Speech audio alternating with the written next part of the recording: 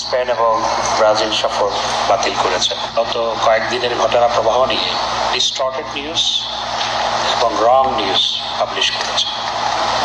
আমরা সমস্ত ফরেন মিডিয়াকে অনুরোধ জানাচ্ছি যাতে এই ধরনের ডিস্টর্টেড এবং রং নিউজ পাবলিশ না করে এবং ভেরিফাই করে নিউজ যাতে পাবলিশ করে। রাজধানীতে নাশকতার অভিযোগে গ্রেফতার বিএনপি নেতা নজরুল ইসলাম খান ও রুহুল কবির রিজভীর একদিনের রিমান্ড মঞ্জুর করেছেন আদালত। ঢাকার আদালত তাদের রিমান্ড মঞ্জুর করেন। এর আগে রাজধানীতে নাশকতার অভিযোগে বিএনপি জামায়াত শিবিরের 70 জনকে গ্রেফতার করে ডিবি পুলিশ। ডিএমপির গোয়েন্দা বিভাগের প্রধান হারুনুর রশিদ জানিয়েছেন, পুলিশ হত্যা, সাধারণ মানুষ হত্যা সহ সরকারি স্থাপনায় হামলা এমন গুরুতর অপরাধে 70 জনকে স্পট থেকে ডিবির টিম গ্রেফতার করে। আর শিক্ষার্থীদের আন্দোলনে নাশকতাকারীদের গ্রেফতারে ডিবির অভিযান অব্যাহত আছে। দেশের বাইরে থেকে এই আন্দোলনে নাশকতা করতে যারা ইন্ধন দিয়েছে, সেই ইন্ধনদাতাদের অডিও রেকর্ড পাওয়া গেছে বলেও জানিয়েছেন এই অতিরিক্ত পুলিশ কমিশনার।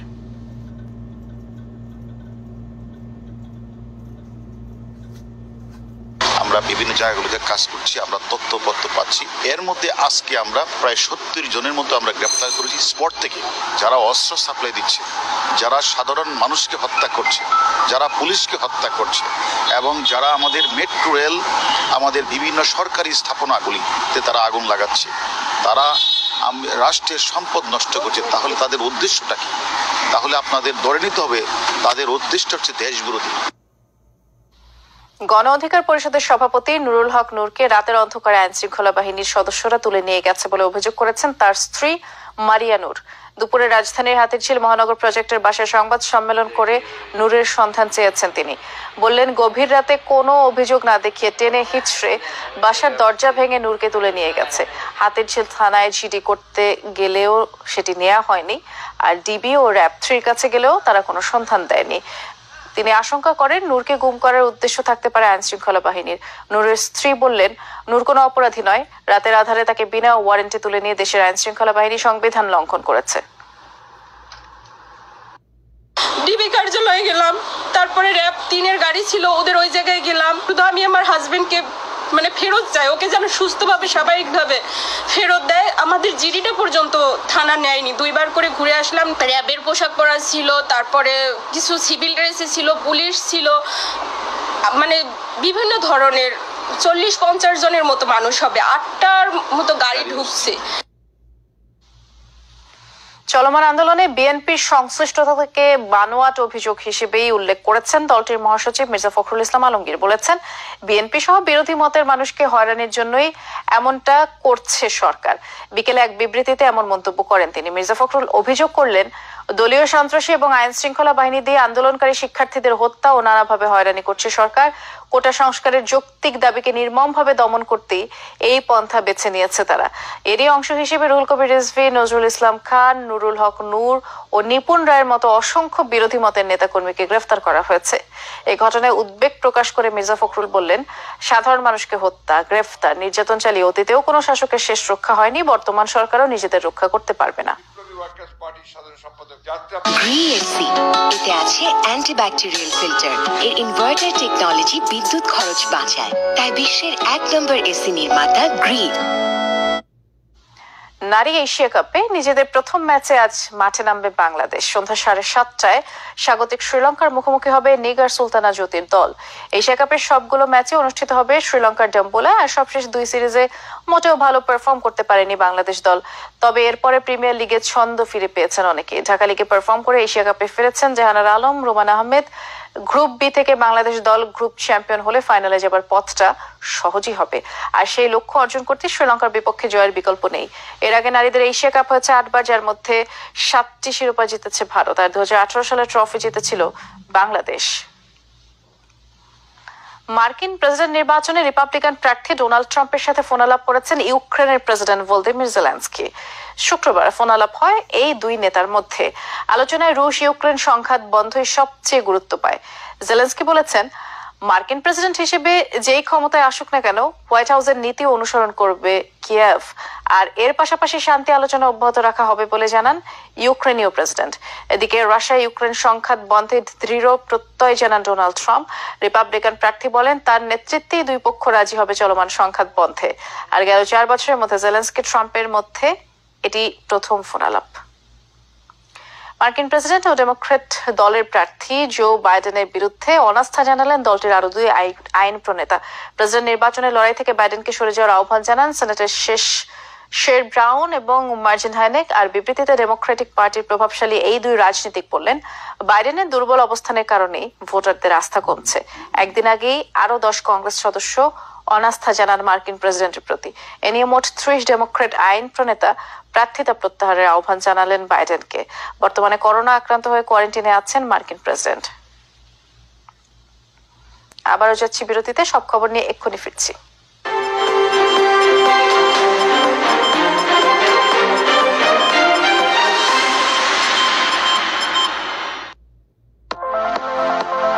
প্রতিদিন আছে যে সুযোগ আছে আশার, নতুন ক্লোজ আপ তোমাকে দেয় 6 গুণ বেশি ফ্রেশনেস।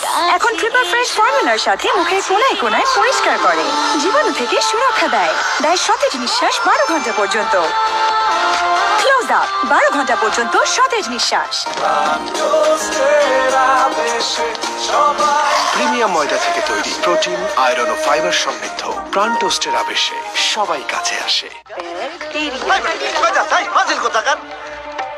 দেখছেন ভিক্টোরিয়া ভিলাকে ব্যাকটেরিয়া ভিলা বানায় ফেলেছে। বলবেই তো, আপনি তো বাড়িতে ব্যাকটেরিয়ার চাষ করেন আর বাড়ির সবাই মিলে তাই খান। মানে অস্বাস্থ্যকর পানির ট্যাঙ্ক বদলে নিয়ে আসুন সেরা ওয়াটার ট্যাঙ্ক। সেরা ওয়াটার ট্যাঙ্ক অ্যান্টিব্যাকটেরিয়াল অ্যাডিটিভ যুক্ত সেরা ওয়াটার ট্যাঙ্ক বিশুদ্ধ পানিতে ব্যাকটেরিয়া জন্মাতে দেয় না। কি বুঝলেন? বুঝলাম, সেরা হলো ব্যাকটেরিয়া মুক্ত দীর্ঘস্থায়ী ওয়াটার ট্যাঙ্ক। সেরা ওয়াটার ট্যাঙ্ক, ব্যাকটেরিয়া মুক্ত দীর্ঘস্থায়ী ট্যাঙ্ক।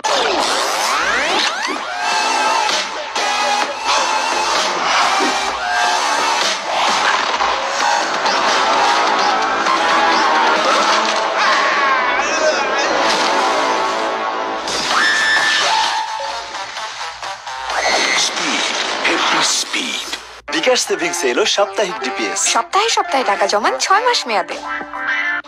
আঙ্কেল, একটা 2 লিটারের মজু দিন তো। এত বড় মজু? তোমার ফ্যামিলিতে তো মাত্র 3 জন। কে বলেছে 3 জন?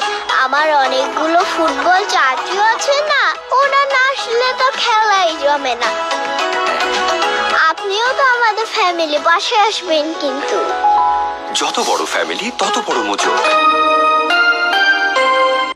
শুধু ফ্রেশই উন্নত মানের সয়াবিন বীজ ইম্পোর্ট করে নিজেদের ফ্যাক্টরিতে উৎপাদন করে বলে তেল থাকে ফ্রেশ, যা আপনার ব্যাড কোলেস্ট্রল কমায়। সুপার ফ্রেশ ফর্টিফাইড সয়াবিন তেল। শুরু হোক হেলদি লাইফের জার্নি। এখন জন্ম সনদ দিয়ে খোলো বিকাশ স্টুডেন্ট অ্যাকাউন্ট। নিজের বিকাশ নিজে কর।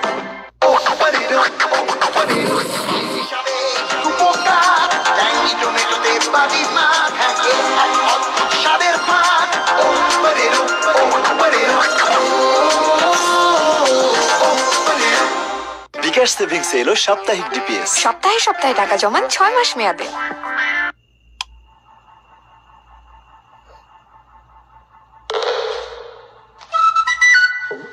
নতুন জামাইয়ের গরম বেশি, নতুন বউয়ের শরম বেশি। আর ক্লেমনেও লেমন বেশি। লেমনে লেমন বেশি। Lemon, clearly lemon. মা, নতুন ডাইনিং টেবিলটা কিন্তু দারুণ। মা, আমি আসি। কি রে, খাবি না? ক্যাম্পাসে কাজ আছে, যেতে হবে। ছেলে বড় হলে এগুলো মেনে নিতে হয়। ডেকো না, ফেরানো যাবে না। বলছিলাম না ফেরানো। বাবা, তুমি তো ডাকোই না, ফেরাবে কি করে? বাবা, তাড়াতাড়ি একটা ভাবি নিয়ে আসো, তাহলে আর ডাক দিতে হবে না। একসাথে খেতে বসলেই না একটা পরিবার সত্যিকারের পরিবার হয়ে ওঠে, আর খাওয়ার আনন্দ বহুগুণ বেড়ে যায় যদি ঘরে থাকে নান্দনিক আরএফএল ডাইনিং টেবিল। একসাথে খানা, খুশি 16 আনা।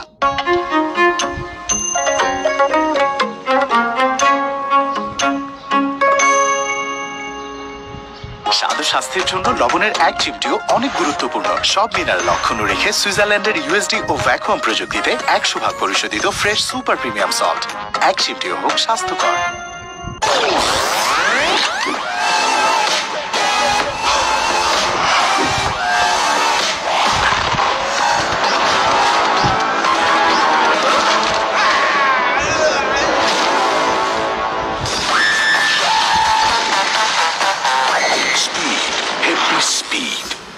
জন্ম সনদ দিয়ে খোলো বিকাশ স্টুডেন্ট অ্যাকাউন্ট। নিজের বিকাশ নিজে কর।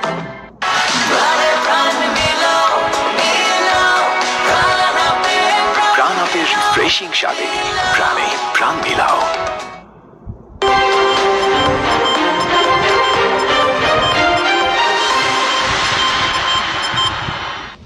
আবারও ফিরে এলাম, সব খবর দেখছেন আপনারা। একটি পক্ষের অগ্নিসংযোগের কারণে ডেটা সেন্টার এবং আইএসপি এর তার পুড়ে যাওয়ায় ইন্টারনেট সেবা ব্যাহত হচ্ছে বলে জানিয়েছেন আইসিটি প্রতিমন্ত্রী জুনায়েদ আহমেদ পলক। জানিয়েছেন ডেটা সেন্টার এবং ট্রান্সমিশন মেরামত করতে সময় লাগবে, তবে কবে নাগাদ ইন্টারনেট চালু হবে তা এখনো নিশ্চিত করে জানায়নি। শুক্রবার রাতে তেজগাঁয় মেল প্রসেসিং সেন্টার ভাঙচুরের পর আগুন ধরিয়ে দেয় একটি পক্ষ। শনিবার দুপুরে ঘটনাস্থল পরিদর্শনে আসেন টেলিযোগাযোগ ও আইসিটি প্রতিমন্ত্রী জুনায়েদ আহমেদ পলক। এ সময় কবে নাগাদ ইন্টারনেট সেবা চালু হতে পারে জানতে চান সাংবাদিকরা। প্রতিমন্ত্রী জানান, অগ্নিকাণ্ডে ট্রান্সমিশন ব্যবস্থা ক্ষতিগ্রস্ত হয়েছে, মেরামতে সময় লাগছে। এরকম পরিস্থিতির মুখোমুখি হলে কিছুটা ধৈর্যের সাথে আমি সবাইকে অপেক্ষা করার জন্য বলবো। যত দ্রুত সম্ভব আমরা চেষ্টা করছি যে আমাদের মোবাইলের 4G নেটওয়ার্কটা যাতে আর কি চালু করা যায়, ইন্টারনেটটা যাতে চালু করা যায় যত দ্রুত। প্রতিমন্ত্রী বলেন, বিভিন্ন সোশ্যাল মিডিয়ায় গুজব ছড়িয়ে নাশকতার আশঙ্কা করছে সরকারের বিভিন্ন সংস্থা। আইন শৃঙ্খলা রক্ষাকারী বাহিনী সহ সরকারের বিভিন্ন সংস্থার অনুরোধে টেলিকম এবং আইসিটি বিভাগ থেকে সব ধরনের সহযোগিতা দেওয়া হচ্ছে। সম্ভাব্য ক্ষতির পরিমাণটা কমানো যায়, জানমালের নিরাপত্তা দেওয়া যায়, তার জন্য ফিজিক্যাল এবং সাইবার সিকিউরিটি নিশ্চিত করার জন্য আইন শৃঙ্খলা রক্ষাকারী বাহিনীর অনুরোধের প্রেক্ষিতে, নির্দেশনার প্রেক্ষিতে যখন যে প্রযুক্তিগত সহায়তা তারা চেয়েছে, আমরা আমাদের পোস্ট, টেলিকম, আইসিটি থেকে সরকার এবং বেসরকারি খাত আমরা সহযোগিতা করেছি। এদিকে ইন্টারনেট সচল না থাকায় সবচেয়ে বেকায়দায় পড়েছেন সফটওয়্যার শিল্পের উদ্যোক্তারা। দ্রুত ইন্টারনেট চালুর দাবি তাদের। বহির্বিশ্বের সাথে আমাদের ব্যবসায়িক যোগাযোগটা ইন্টারনেটের মাধ্যমে খুলে দেওয়ার সকল ধরনের প্রযুক্তি আমাদের আছে। সেই প্রযুক্তির প্রপার ইউটিলাইজেশন করে ব্যবসায়ীদের জন্য ইন্টারনেটটা খুলে দেওয়া আসলে খুব জরুরি। আদারওয়াইজ এটা হচ্ছে কি, যারা দেশের ভালো চায় না তাদের স্বার্থ হাসিল হয়ে যাচ্ছে। গত বৃহস্পতিবার রাত 8টার পর থেকে দেশের 13 কোটির বেশি গ্রাহক ইন্টারনেট সেবা থেকে বিচ্ছিন্ন হয়ে পড়েছেন। মাসুদুজ্জামান রবিন, যমুনা নিউজ, ঢাকা। সেতু ভবনের 4 তলা পর্যন্ত আগুন দেওয়া হয়েছে। 53টি গাড়ি পুড়িয়ে দেওয়া সহ লুট করা হয়েছে অফিসের বিভিন্ন গুরুত্বপূর্ণ মালামাল। 18 জুলাই সেতু ভবনে হামলার ক্ষতি পর্যবেক্ষণ করে আজ ব্রিফিংয়ে এই তথ্য জানিয়েছেন সিনিয়র সচিব মঞ্জুর হোসেন। বলেছেন, সেদিনের হামলায় ক্ষতিগ্রস্ত হয়েছে এলিভেটেড এক্সপ্রেসওয়ে, পদ্মা সেতু সহ বিভিন্ন গুরুত্বপূর্ণ প্রকল্পের নথিপত্র। আর এই ঘটনার তদন্তে এরই মধ্যে 7 সদস্যের কমিটিও গঠন করা হয়েছে। পদ্মা সেতু প্রকল্পের মতো এবং কিছু বঙ্গবন্ধু টানেল, এলিভেটেড এক্সপ্রেসওয়ের মতো প্রজেক্টের যেমন ডকুমেন্ট ছিল, পাশাপাশি কিন্তু যে আমাদের আপকামিং প্রজেক্ট যেগুলো আছে পরবর্তী, সেগুলোরও কিন্তু অনেক টেন্ডার ডকুমেন্টস ছিল। হিসাব নিকাশ করছি, আশা করছি যে আমরা একটা কমিটি করে দেবো এবং সেই কমিটির মাধ্যমে পুরো ক্ষয়ক্ষতির হিসাবটি আমরা পেয়ে যাব। স্বাস্থ্য অধিদপ্তর পরিদর্শন করে স্বাস্থ্যমন্ত্রী ডাক্তার সামন্তলাল সেন জানালেন, যে পরিমাণের ক্ষয়ক্ষতি হয়েছে সেটি খুবই ন্যাক্কারজনক। স্বাস্থ্য অধিদপ্তর ক্ষতিগ্রস্ত হওয়ায় অনেক কার্যক্রমই ব্যাহত হচ্ছে। তারপরও চিকিৎসকরা দিনরাত পরিশ্রম করে যাচ্ছেন, চিকিৎসা প্রদানে তাদের আগ্রহের কমতি নেই। এই হামলার সাথে জড়িতদের বিরুদ্ধে দ্রুত ব্যবস্থা নেওয়া হবে। এমন একটা ইম্পর্টেন্ট সরকারের স্থাপনা যেখানে সমস্ত স্বাস্থ্য ব্যবস্থার যত নথিপত্র, কাগজপত্র সব এখানে, সারা দেশের যে কোনো স্বাস্থ্য ব্যবস্থার কোনো তথ্য জানতে হলে এটা হচ্ছে ডিজি হেলথ। এইখানে এটা জ্বালিয়ে দেওয়ার পিছনে কি কারণ, কি উদ্দেশ্য, আমি এটার কোনো রাজনীতি, এটা কি রাজনীতি আমি নিজেও বুঝি না। ইন্টারনেট জটিলতা সহ নানা কারণে বেশ কিছু ফ্লাইট বাতিল হচ্ছে শাহজালাল আন্তর্জাতিক বিমানবন্দরে। সব মিলিয়ে যাত্রী ভোগান্তি বাড়ছে, অনিশ্চয়তা সৃষ্টি হয়েছে। যত দ্রুত সম্ভব এই অবস্থার পরিবর্তন চান বিদেশগামী যাত্রীরা। বিমানমন্ত্রী জানালেন, সৌদি এয়ারলাইন্স এবং এয়ার অ্যারাবিয়ার ফ্লাইট বাতিল হয়েছে, তবে এমিরেটসের ফ্লাইট একদিন বন্ধ থাকার পর আবারও তা চালু হয়েছে। কারফিউর মধ্যে পথে পথে নানা ভোগান্তি মোকাবেলা করে বিমানবন্দরে পৌঁছান বরিশালের রিমন মিয়া। এসেই জানতে পারেন বাতিল হয়েছে তার নির্ধারিত ফ্লাইট। 6:10 ফ্লাইট ছিল, সেটা বাতিল হয়ে গেছে। এখন মনে করেন অফিসাররা বলতে পারে না যে কি, এটা নিশ্চয় দিতে পারে না যে কবে হবে, আমার ভিসারও মেয়াদ নাই। একই অবস্থার মুখোমুখি ফতুল্লার সালামত শেখ। আসার পরে আমি জানতে পারলাম আমার ফ্লাইট মিস হয়ে গেছে। তখন মনে করেন যার ভিতরে যাওয়ার পরে বলতেছে যে ইন্টারনেট সেবা নেই, সাইবারও কাজ করে না, আর আমার ভিসারও মেয়াদ নেই, 3 দিন আছে। শনিবার দুপুরে বিমানবন্দরে গিয়ে দেখা যায় শত শত যাত্রী বিদেশে যাওয়ার অপেক্ষায়। কারো ফ্লাইট বাতিল হয়েছে, কারো হয়েছে শিডিউল পরিবর্তন। রাত্রে 1টা থেকে এয়ারপোর্টে বসা, এই 2তলা যাও, 3তলা যাও, 4তলা যাও, ঘুরে ফিরে সবাই একই কথা যে ফ্লাইট ক্যান্সেল। ফ্লাইট যে ক্যান্সেল, এটা শেষ কোথায়? শুধু বলতেছে নেট কালেকশন হলেই আপনাদেরকে আপডেট দিয়ে দিব। এই ভোগান্তির মধ্যে আমরা আছি যে আমাদের বিমান ক্যান্সেল হয়েছে, ঠিক আছে, তাতে অসুবিধা নাই, কিন্তু আমাদের পরবর্তী শিডিউলটা কি ওইটাও তারা বলতে পারতেছে না। অসহায় হয়ে ঘন্টার পর ঘন্টা বিমানবন্দরেই কাটাতে হচ্ছে যাত্রীদের। কাছাকাছি যাদের আত্মীয় স্বজন নেই কিংবা নেই বিকল্প কোনো ব্যবস্থা, তাদের ভোগান্তি সবচেয়ে বেশি। ভিতরে লোকজন ঝামেলা করতেছে যে আমাদের টাকাগুলো দিয়ে দাও, নাহলে আমাদের অন্য একটা প্রিমিয়ামে দাও, তাও দিচ্ছে না, কিন্তু ওদেরকে আটকে রাখছে। আমরা যাবো কিভাবে, থাকবো কিভাবে, দেশের নিরাপত্তা কি, বাইরে তো যে গ্যাঞ্জাম চলতেছে, আমাদের নিরাপত্তা কি যাত্রীদের? আমি মতলব থেকে আসি 10,000 টাকা ভাড়া দিয়ে, এখন যাবো কিভাবে? রাস্তার যে পরিস্থিতি, যাওয়ার কোনো সিস্টেম নাই। ওই নাম্বার ফোন দিলে কোনো রিসিভ করতেছে না, আর উপরে যখন গেল খালি চেয়ার টেবিলে তারা কেউ নেই। তবে বিমানমন্ত্রীর দাবি, আসতে যাত্রীদের কিছুটা সমস্যা হলেও শাহজালাল বিমানবন্দর থেকে আন্তর্জাতিক ও অভ্যন্তরীণ ফ্লাইট স্বাভাবিক রয়েছে। আমাদের সকল এয়ারপোর্ট প্রায় স্বাভাবিকভাবে চলছে। কিছু কিছু ফ্লাইট ডিলে হচ্ছে, যাত্রীদের আসা যাওয়ার একটু সমস্যা হচ্ছে এটার কারণে, এবং আন্তর্জাতিক ফ্লাইট কয়েকটা ক্যান্সেল হয়েছে, পার্টিকুলারলি সৌদি আরবে এবং এয়ার আরাবিয়া। গতকালকে এমিরেটস ক্যান্সেল ছিল, আজকের থেকে এমিরেটস আবার ফ্লাইট শুরু করেছে। বিমানবন্দরে ভোগান্তির চিত্র ধারণ করতে গেলে তুপের মুখে পড়তে হয় গণমাধ্যম কর্মীদের। অন্যদিকে সাংবাদিক দেখলেই যাত্রীরা জানতে চান কখন স্বাভাবিক হবে বিমান যাত্রা। শরীফুল ইসলাম খান, যমুনা নিউজ, ঢাকা। সব খবরের সবশেষ বিরতিতে যাচ্ছি, এক্ষুনি ফিরছি।